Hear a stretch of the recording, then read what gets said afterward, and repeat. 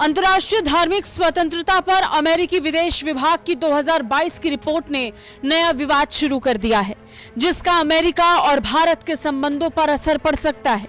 धर्म के नाम पर पक्षपात से भरी रिपोर्ट जारी कर अमेरिका ने भारत के कान खड़े कर दिए हैं। अब भारत ने इस रिपोर्ट को सिरे से खारिज कर दिया है और इसे त्रुटिपूर्ण, प्रेरित और पक्षपातपूर्ण बताया है। हालांकि ये पहली बार नहीं है जब भारत में अल्पसंख्यकों की स्थिति के बारे में अमेरिका की तरफ से इस तरह की रिपोर्ट जारी की गई हो। इस रिपोर्ट पर भारतीय विदेश मंत्रालय के प्रवक्ता अरिंदम बागची ने प्रतिक्रिया दी। उन्होंने कहा, हम अंतर्राष्ट्रीय धार्मिक स्वतंत्रता पर अमेरिकी विदेश विभाग की 2022 की रिपोर्ट जारी होने से अवगत हैं। अफसोस की बात है कि इस तरह की रिपोर्ट्स अब भी गलत सूचना और गलत समझ पर आधारित है।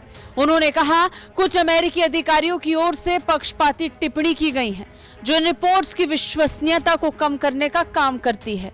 हम अमेरिका के साथ अपनी साझेदारी को अहमियत देते हैं और हमारे लिए चिंता के मुद्दों पर खुलकर आदान प्रदान करना जारी रखेंगे। इससे पहले अंतर्राष्ट्रीय धार्मिक स्वतंत्रता कार्यालय के राजदूत राशिद हुसैन ने कहा था कि रूस, भारत, चीन और सऊदी अरब समेत कई देशों की सरकारें अपनी सीमाओं के भीतर खुलेआम धार्मिक समुदाय के सदस्यों को निशाना बनाती रही है। बता दें कि अंतर्राष्ट्रीय धार्मिक स्वतंत्रता पर वार्षिक रिपोर्ट को अमेरिकी विदेश मंत्री एंटनी ब्लिंकन ने जारी किया। इसमें दुनिया भर के देशों में धार्मिक स्वतंत्रता की स्थिति के बारे में लिखा गया है। भारत को लेकर इस रिपोर्ट में सत्तारूढ़ पार्टी बीजेपी को निशाने पर लिया गया। इस रिपोर्ट में करीब 28 बार भारतीय जनता पार्टी का उल्लेख हुआ। इसके अलावा विश्व हिंदू परिषद का 24 बार और बजरंग दल का 7 बार उल्लेख किया गया।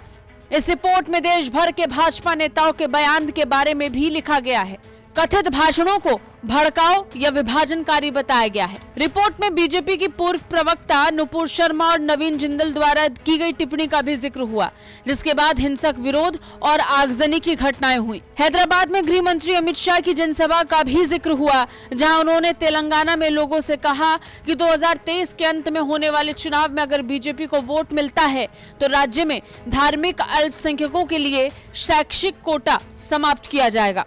रिपोर्ट में मोहम्मद जुबैर, बिल्किस बानो, उमर खालिद जैसे लोगों के नाम भी शामिल हैं।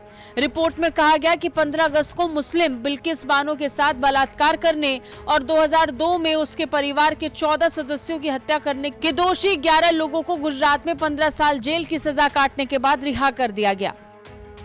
इस एक तरफा रिपोर्ट की दुनिया भर में आलोचना हो रही है। पक्षपात से भरी इस रिपोर्ट को अब भारत सरकार भी खारिज कर चुकी है। ब्यूरो रिपोर्ट, भारत तक।